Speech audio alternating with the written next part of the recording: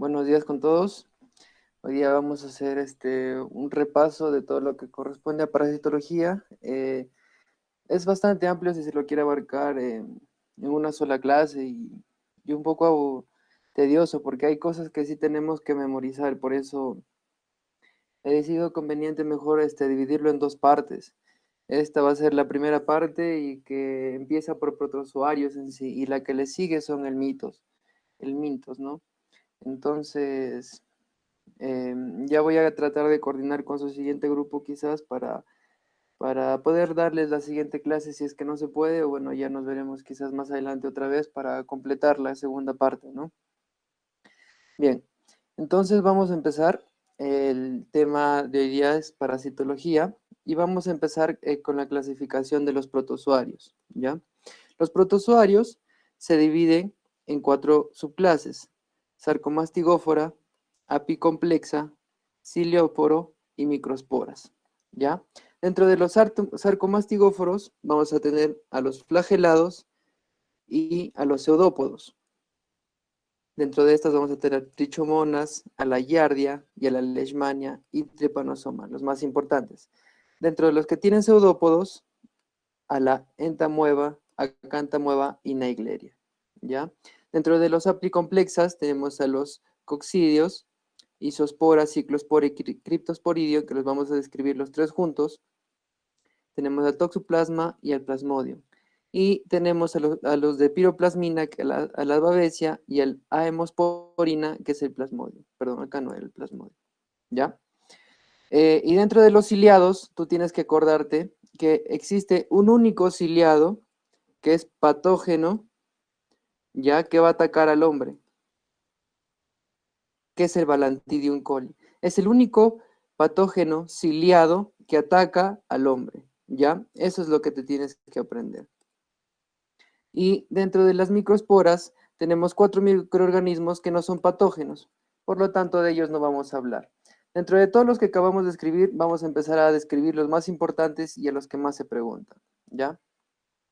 El primero que vamos a empezar a describir va a ser a la giardia, ¿ya?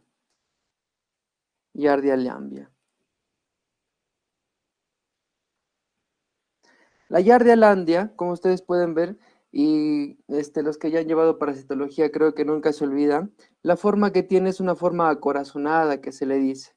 Presenta dos núcleos, flagelos anteriores y flagelos posteriores o caudales, ¿ya? Esta Giardia lambia se va a caracterizar ¿por qué? Uno, porque su hábitat va a ser el intestino delgado, ¿ya? Su hábitat va a ser el intestino delgado. Específicamente, ¿en dónde? En el bulbo duodenal, o sea, la primera porción del intestino delgado. Ese es el hábitat. Va a tener dos formas la Giardia lambia, dos formas biológicas. Uno, que es el trofozoito, y la otra, que va a ser la quística. La quística. El trofozoito va a ser la forma infectante. Y la quística va a ser la forma diagnóstica, ¿ya? Este, ¿cómo es el diagnóstico de Giardia lambia? Va a ser un parasitológico que tiene que hacerse por 3 veces. Ese va a ser el diagnóstico. Pero si el contagio sucede a través, esto es mala higiene, ¿no es cierto? El contagio va a ser a través fecal, a través de la fase quística. ¿Y por qué en la fase diagnóstica que tú haces, que es analizando las heces a través del parasitológico, por qué tú no crees que puedes encontrar trofozoitos? Porque existe un periodo de ventana, ¿ya? Existe un periodo de ventana, la cual son más o menos 10 días. en donde, perdón, no, en donde no se expulsan lo que son trofozoitos, ¿ya? En donde no se expulsan trofozoitos, sino simplemente quistes, ¿ya? Por eso, entonces, cuando tú vayas al laboratorio, entonces el laboratorista no se va a centrar en buscarte trofozoitos, sino quistes, por el periodo de ventana que presenta, ¿ya? Cuando nosotros hablamos cuando vamos a hablar de todos estos parásitos principales, tú lo que tienes que acordarte es que la clínica de estos, su clásica clínica, va a ser que estos sean unos pacientes asintomáticos, ¿ya? Pero cuando ya sucede ya cuando ya el patógeno empieza a causar daño a nivel del organismo, ya es donde empiezan recién a suceder la clínica.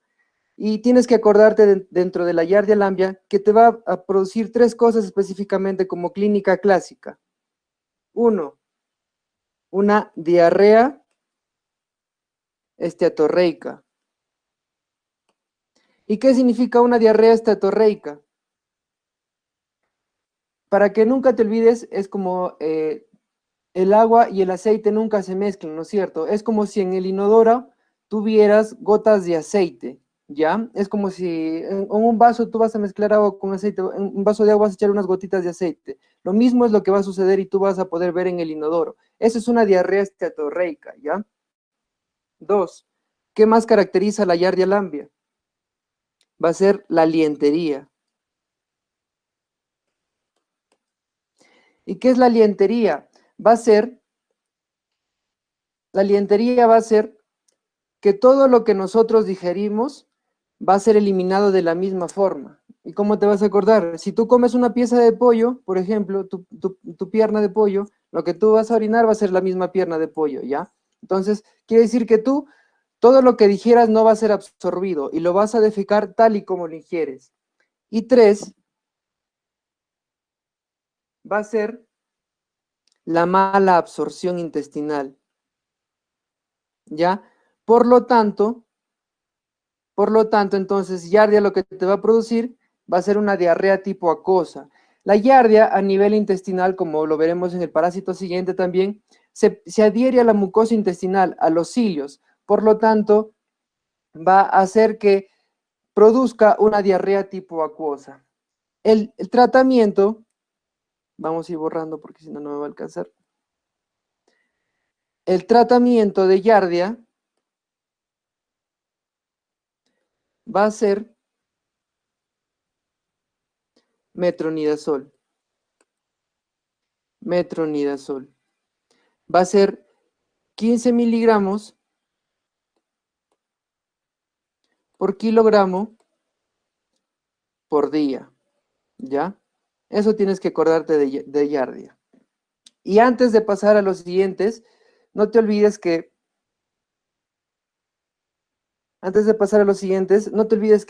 todos los protozoarios, todo protozoario, la mayoría de estos, su tratamiento, ¿cuál va a ser? El metronidazol, ¿ya? El tratamiento de los protozoarios va a ser el metronidazol. Acuérdate eso de manera general, donde va a haber una excepción que lo vamos a ver, ¿ya? El siguiente parásito que vamos a ver va a ser entamoeba. Entamoeba. Histolítica, ¿ya? Entamoeba histolítica va a ser un parásito que su hábitat va a ser el colon, ¿ya? Las formas que tiene perdón. La forma que tiene, las formas que tiene, sus formas va a ser lo mismo, trofozoito y una fase quística. La fase trofozoítica va a ser la fase infectante y la quística, perdón, y la fase quística va a ser la fase diagnóstica. ¿Cómo sucede esto? El paciente va a ingerir los quistes, estos quistes van a ser degradados en el estómago, pero recién se van a liberar a nivel del yeyuno distal, y en el colon es donde va a empezar la proliferación de la mucosa intestinal, ¿ya? ¿Qué más podemos hablar de entamoeba? Que la clínica clásica, como te dije, de todos estos parásitos, una vez que tú tienes estos, va a ser simplemente asintomáticos, ¿ya? Eso acuérdate, la clínica es asintomáticos, pero lo clásico que presenta estos pacientes una vez que ya sucede la infección, van a ser de la misma manera tres cosas con entamoeba.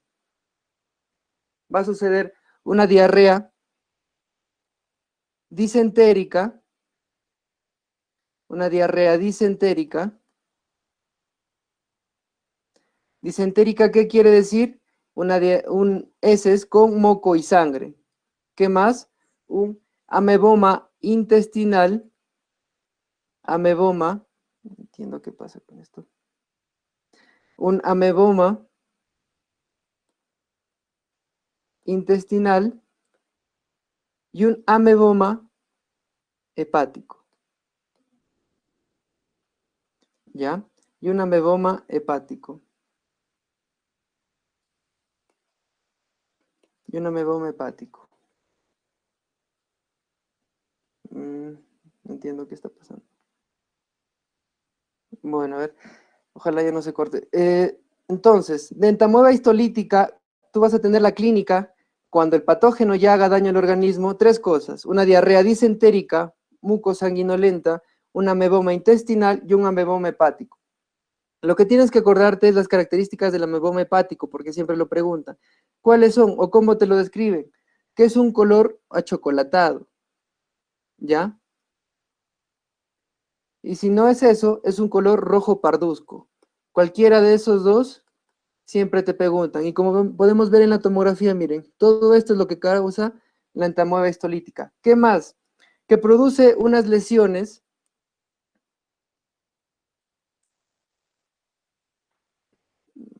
El entamoeba histolítica produce unas lesiones que los conocen como botón en camisa, que van a ser así. Esto va a ser la mucosa de tu intestino, ya que debería ser todo continuo, pero en entamoeba histolítica, al suceder una proliferación bacteriana a nivel de la mucosa, va a empezar a lesionar todo esto, ¿ya? Creando este signo que se lo conoce en laboratorio como lesión en botón de camisa, ¿ya? Eso es lo que tienes que acordarte.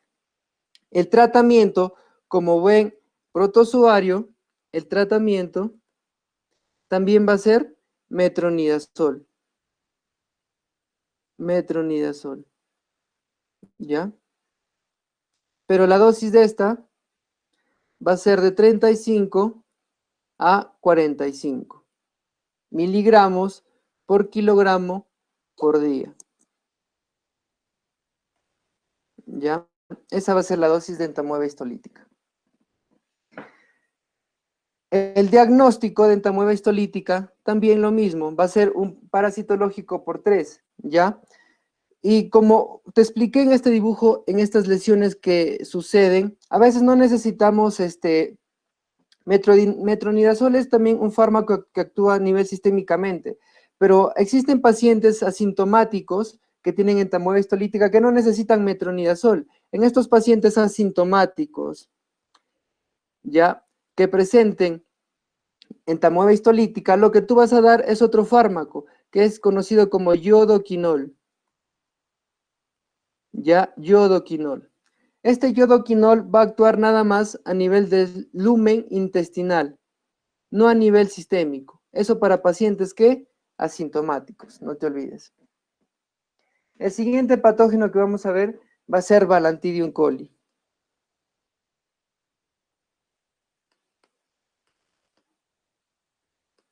Balantidium coli, ¿ya? A ver, un momento, voy a tratar de salir y otra vez entrar porque se está... No sé qué pasa.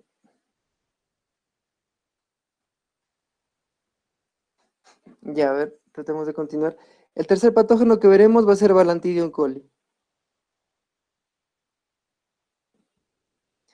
Balantidium coli, como te dije, tienes que acordarte que va a ser el único protozoario ciliado patógeno que va a atacar al hombre, ¿ya? Es el único que tenemos que tomar la importancia. ¿Y cómo tú lo vas a relacionar a Balantidium coli? Cuando a ti te hablen de un paciente que ha tenido contacto ¿con qué?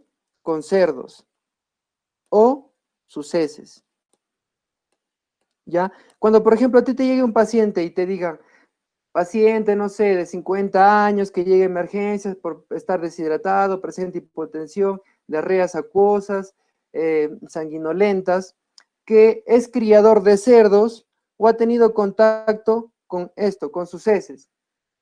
¿En qué vas a pensar? En Balantidium coli, ¿ya? Como siempre, como todo parásito protozoario clásico, va a ser asintomático. Pero una vez que te pregunten cuál es lo clásico de la enfermedad, una vez que prolifera en el organismo, va a ser la diarrea disentérica, mucosanguinolenta, ¿ya?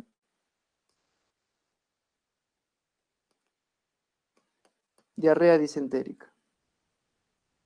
Su hábitat, como su nombre lo dice, Balantidium coli, va a ser el colon, ¿ya? Y como te dije, todos los protozoarios, su tratamiento más básico va a ser metronidazol, pero acá está en la excepción en Balantidium coli, ya que Balantidium coli necesita antibióticos. ¿Y con qué vas a actuar acá? Con las tetraciclinas. Con las tetraciclinas. ¿Ya? Balantidium coli es la excepción al tratamiento con metronidazol. Eso tienes que recordar. Igual que tetraciclinas, aminoglucósidos, no te olvides que actúan a nivel de la subunidad 30S. ¿Ya?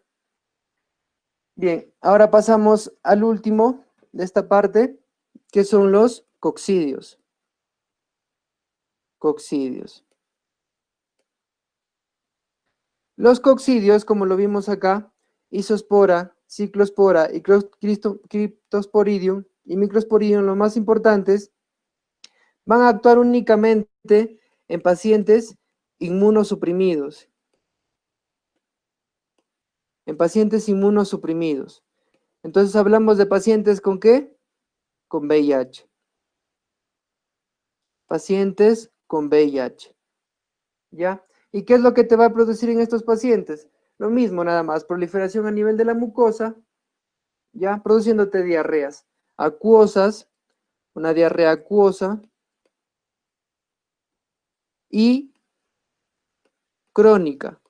Por eso tú vas a pensar en un paciente que tenga VIH y que tenga una diarrea crónica, o sea, que la diarrea esté durando ya más de 4 semanas, vas a pensar en ¿qué? En coccidios, ¿ya? Y el tratamiento de los coccidios va a ser clotrimoxazol. Cotrimoxazol. Cotrimoxazol. Ya, eso tienes que aprenderte. Con Z es. Cotrimoxazol. ¿Ya?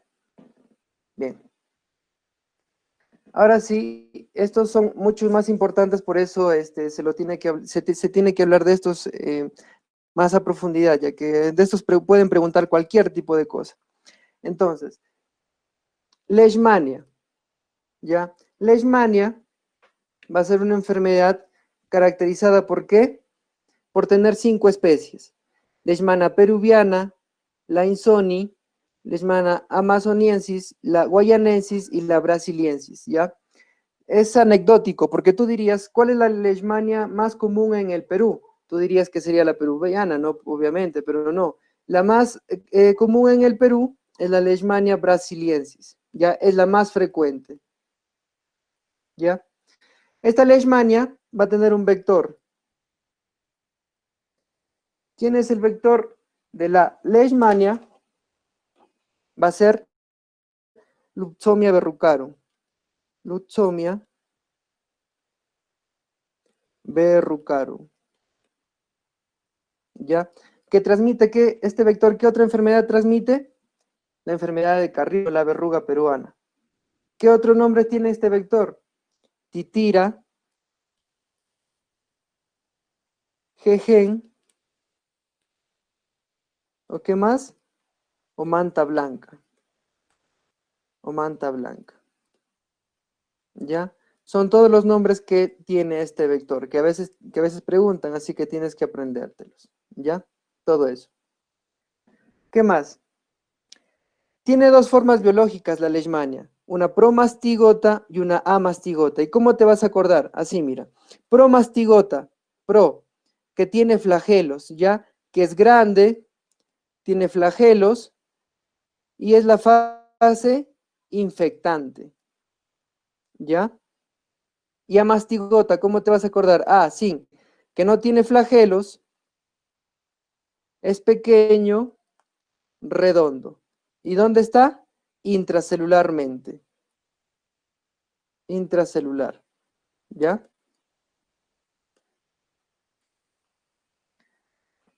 La leishmania tiene tres formas de presentaciones clínicas. La leishmania tiene tres formas de presentaciones.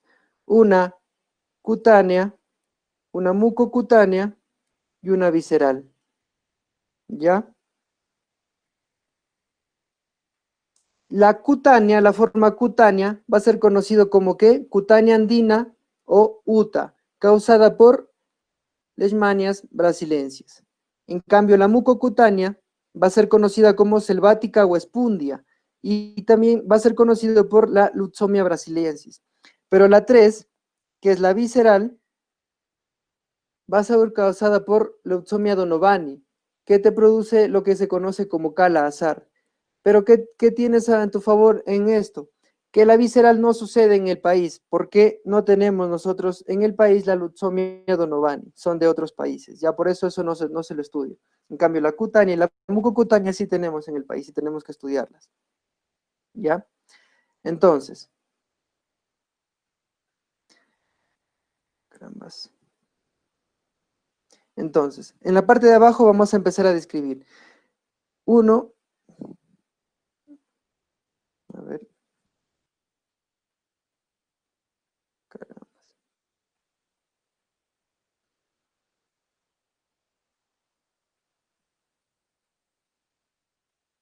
Ya. Uno, la forma cutánea, como puedes ver, cutánea. ¿Cómo te vas a acordar tú de la forma cutánea? Porque la forma de presentación va a ser así. Primero, cómo se va a presentar va a ser a través de un nódulo. Después, esto se va a hacer pápula. Esto se va a hacer costra. La costra va a salir y va a formar su úlcera. Esta es la forma de presentación de la forma cutánea. Primero empieza con un nódulo, luego con una pápula, una costra y en forma ulcerativa. ¿Ya? Esta misma presentación, acuérdate que sucede en la sífilis primaria. Ya solamente para recuerdes, esta misma presentación. ¿Ya?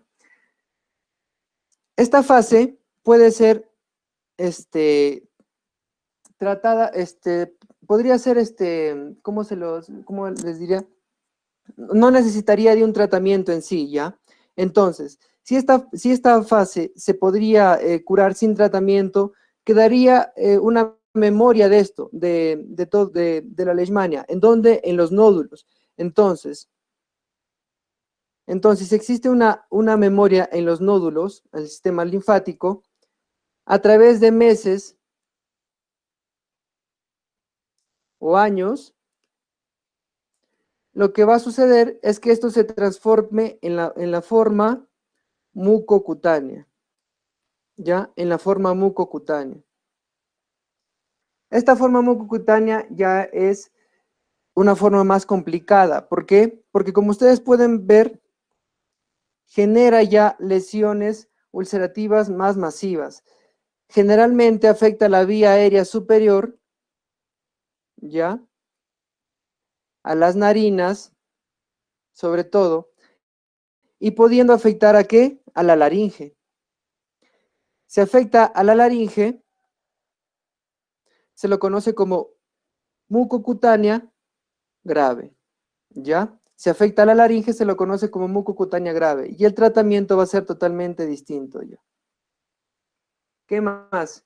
Que dentro de esta mucocutánea tenemos un signo clásico que lo podemos ver acá. Primero lo que va a suceder va a ser una inflamación de la nariz. que se lo conoce como el signo de nariz de tapir, como pueden ver, se parece. Y después de la inflamación sucede ya esta fase ulcerativa, ¿ya? No solo puede afectar a esto, también afecta a veces al paladar blando y al paladar duro, ¿ya? Después, en la fase visceral, que no contamos, que en el país no existe la fase visceral,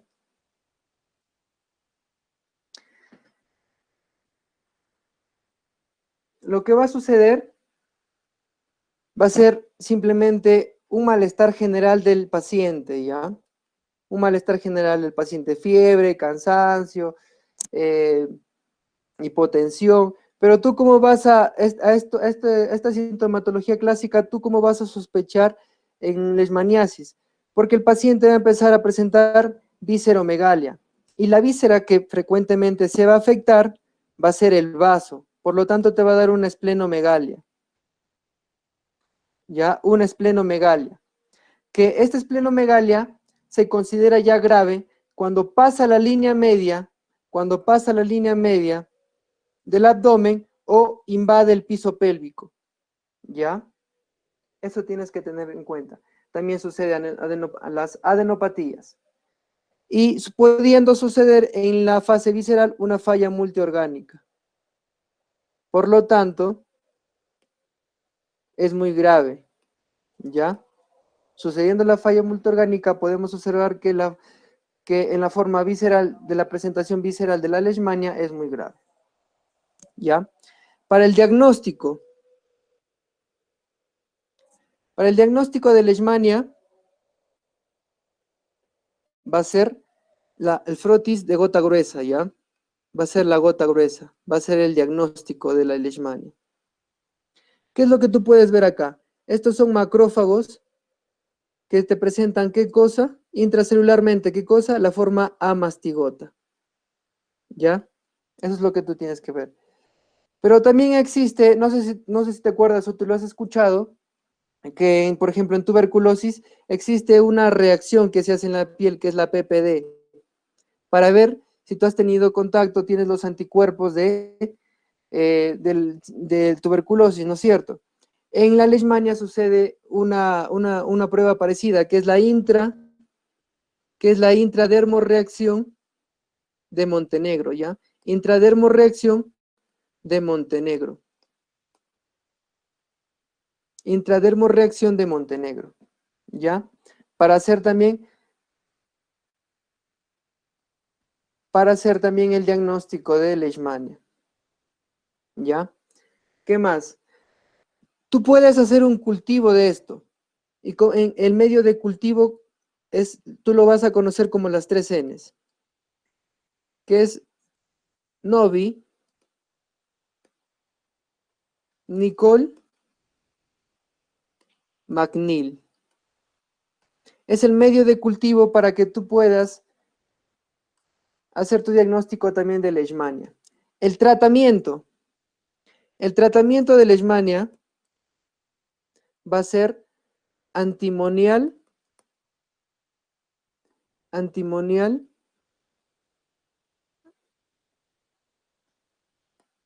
pentavalente. ¿Ya? El antimonial pentavalente. El fármaco es el estivogluconato. Estivogluconato de sodio.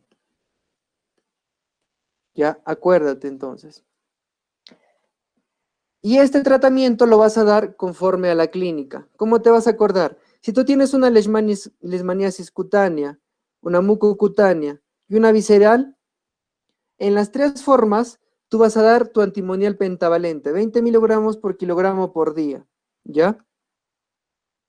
Pero si tú ya tienes la leishmaniasis mucocutánea grave, que te dije que afecta a la laringe, ¿ya? Tú lo que vas a dar va a ser anfotericina B. Si en la cutánea, mucocutánea y visceral, tratamiento de primera línea no funciona, vas a pasar al tratamiento de segunda línea, que va a ser de frente a anfotericina, ¿ya? Eso. Ya, va.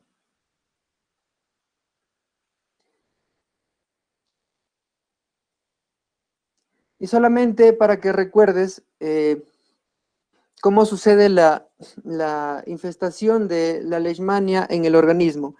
Viene el mosquito, Lutzomia, pica al hombre, ya insertando ¿qué cosa? La forma promastigota. Estos promastigotas se van a meter dentro de los macrófagos, produciendo la forma amastigota, dividiéndose continuamente. Estos amastigotas que se encuentran ya en el organismo, va a venir otra vez el mosquito del género Lutzomia, te pica, absorbe estos a través de su probótide, lo absorbe y dentro de su pico del mosquito se va otra vez a convertir perdón, en la forma promastigote. Y otra vez sucede el mismo ciclo, todo eso se repite. Bien. Ahora sí, pasaremos a la malaria o paludismo. La malaria o paludismo, ¿ya?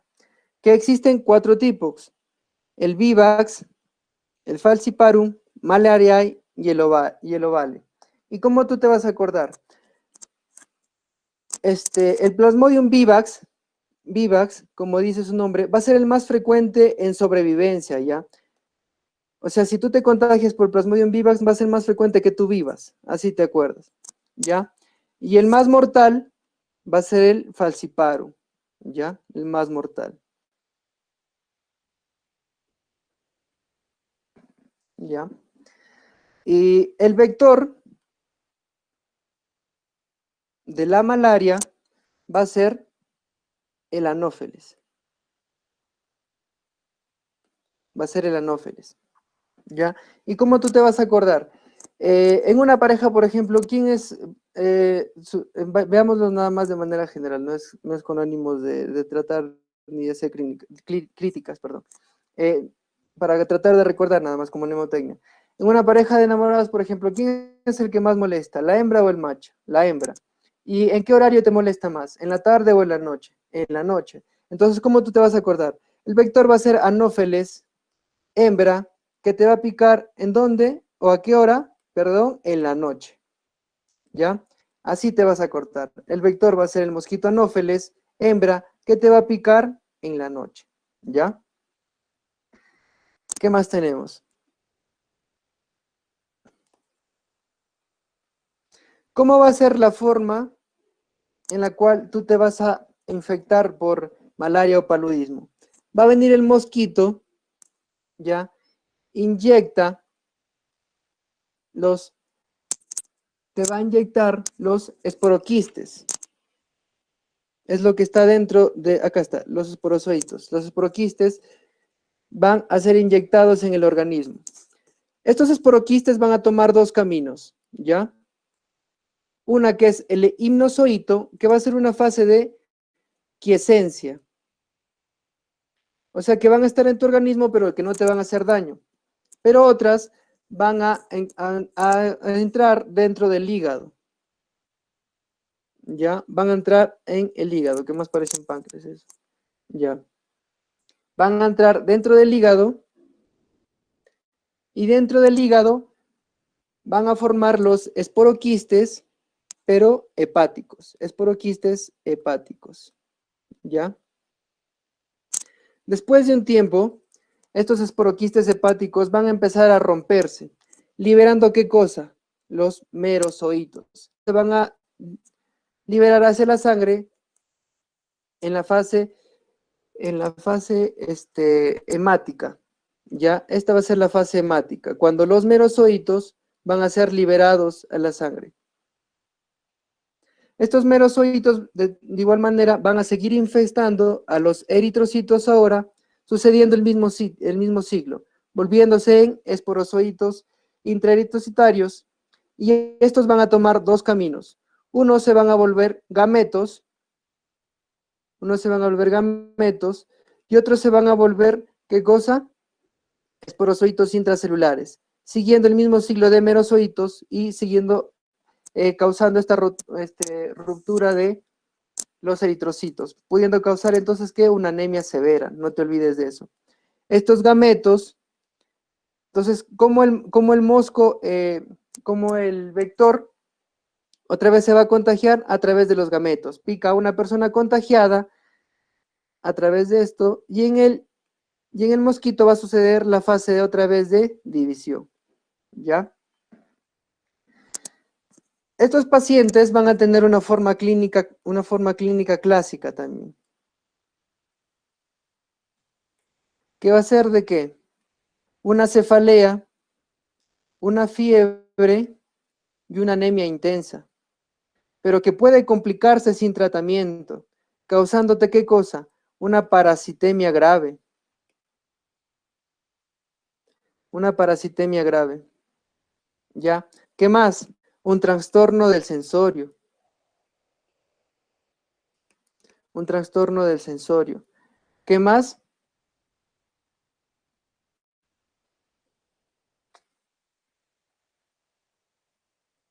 Un trastorno del sensorio. ¿Qué más? Una falla multiorgánica. ¿Por qué? Por hipovolemia, por la anemia que está causando el vector anófeles. ¿Ya? El diagnóstico va a ser de la misma manera la gota gruesa. ¿Y qué es lo que vas a encontrar tú en los eritrocitos? La forma esquizonte, ¿ya? La forma esquizonte, como lo puedes ver, mira, acá. La forma esquizonte, ¿ya? El tratamiento de la malaria va a ser, te vas a acordar ahora del COVID, la cloroquina más la primaquina. ¿Y por qué se dan estos dos fármacos? ¿Cómo te vas a acordar también acá? La primaquina, te vas a acordar que tu prima barre con todo. ¿Y cómo es eso? O sea que la primaquina va a actuar a nivel de ¿qué? De los hipnozoitos, o sea, de la forma aquiescente, de la forma esquizonte hepático, de los esquizoitos hepáticos, ¿ya? Y también de los gametocitos.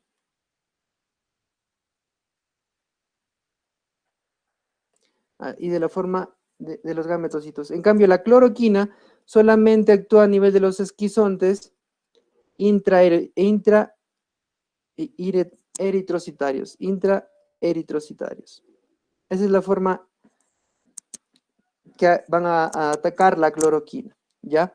Eso tienes que acordarte. Y por ejemplo, si tú vas a tener un viaje, por ejemplo, a una zona endémica en donde existe malaria o paludismo, también tú tienes que recibir un tratamiento, ¿ya? Que consta de tres fases. Una fase que es antes de ir al lugar endémico, una fase que es durante el estadio en ese lugar endémico y una fase que es después de salir de ese lugar endémico, ¿ya?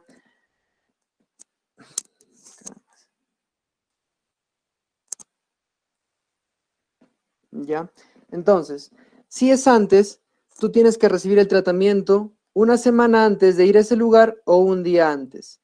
Si es durante, vas a tener que recibir el tratamiento todo el tiempo que tú estés en la zona endémica. Y si es después, vas a tener que recibir el tratamiento por 4 semanas posteriores a tu estadía en ese lugar endémico. ¿Ya? Eso. Eso es todo lo importante sobre malaria.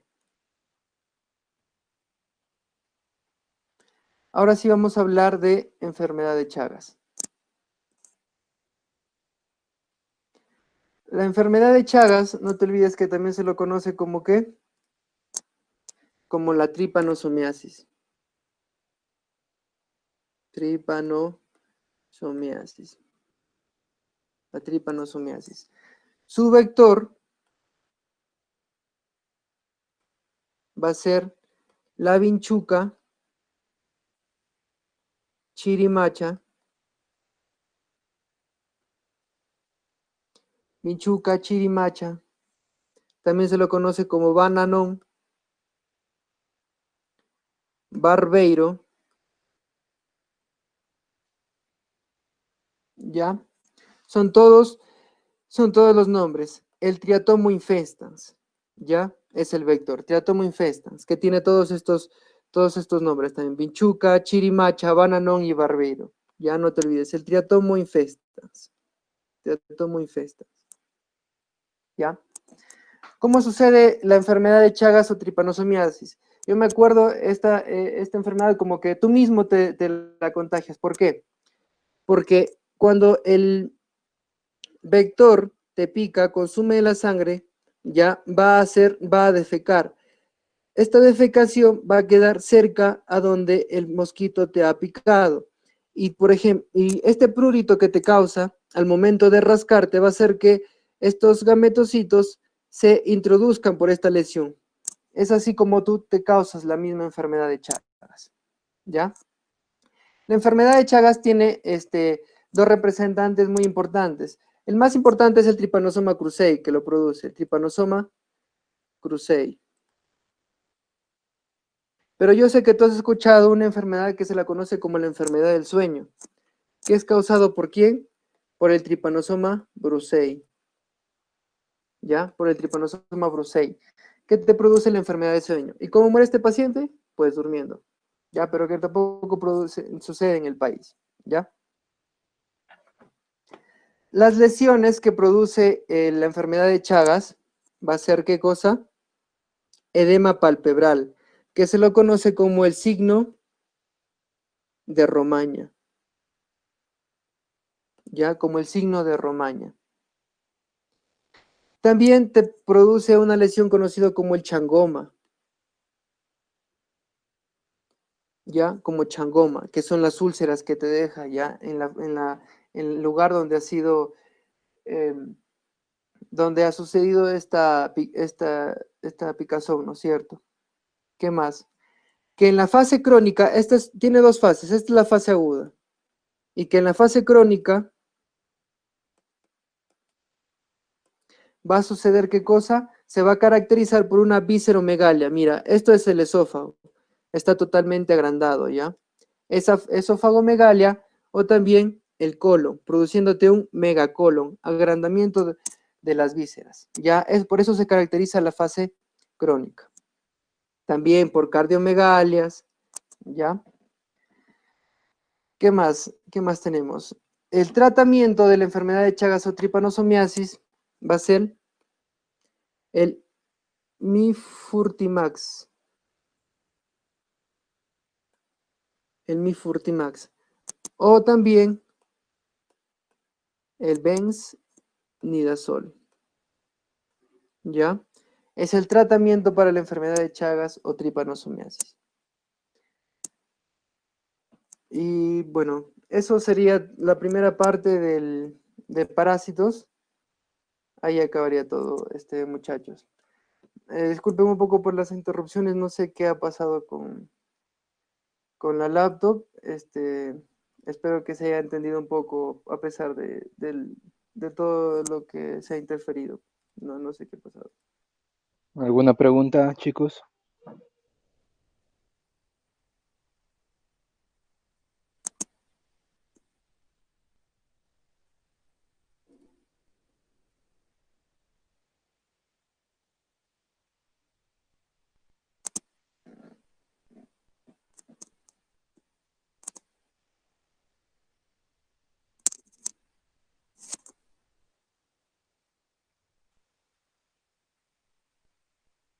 ¿Algo para agregar de repente algún compañero?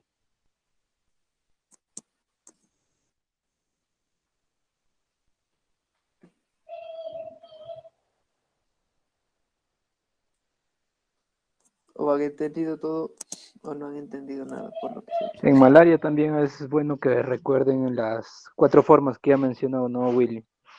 Una de ellas es falciparum, ¿sí?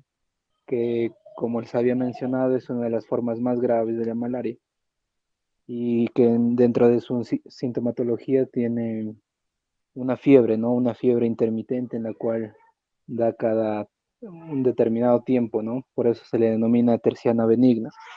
En la malaria, en este caso la otra tipo de malaria, la vivax, también es terciana, pero es terciana benigna, o sea, no puede matar. La que mata es la otra. Y tenemos la forma del malariae, ¿no? Que es una cuartana. No se olviden de eso, cuartana benigna, porque los síntomas los realiza cada 3, 4 días.